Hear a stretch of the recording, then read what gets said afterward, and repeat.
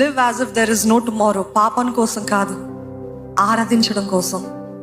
ఎంతమంది అంగీకరిస్తారు? ఇంకా రేపు ఉంటుందో లేదో నాకు తెలియదు, కానీ ఈరోజు ఉన్నదంతా కూడా దేవుని సన్నిధిలో దారపోస్తాను. ఆమేన్. శక్తి లోపం లేకుండా నేను ఆరాధిస్తాను.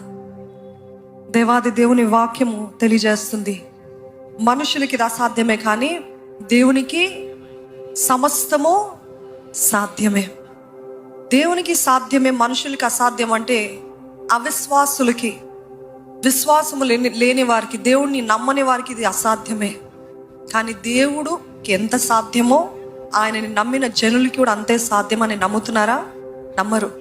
ఎందుకంటే మనం అనుకుంటాము ఆ దేవుడే చేయాలని, కానీ దేవుడు అన్నాడు, మీకు పాములను త్రొక్కడానికి, స్కార్పియన్స్ని అనగద్రొక్కడానికి మీకు అధికారము, తేలను తొక్కడానికి అధికారం ఇచ్చాను. అవునా?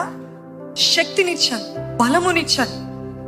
ఎప్పుడైతే పరిశుద్ధాత్మ దేవుడు మనలో ప్రవేశించాడో, ఈ అధికారము, దేవుని నామంలోని శక్తి మీకు నాకు అనుగ్రహించబడ్డది. నమ్మిన వారు ఉంటే ఆమేన్ అని చెప్పండి. నమ్మిన వారు మాత్రమే, నమ్మని వారు చెప్పకండి. ఊత పదంగా కాదండి, నిజంగా. ఎవరైతే దేవుని నమ్ముతారో ఆయన నిన్న నమ్మిన వారికి ఎంత సాధ్యం అవుతుందో, దేవుడి ద్వారా ఎంత సాధ్యం అవుతుందో, మీరు ఆయన నామంలో చేసిన ప్రతి ప్రార్థనకి కూడా దేవుడు అంత శీఘ్రముగా జవాబిస్తాడు.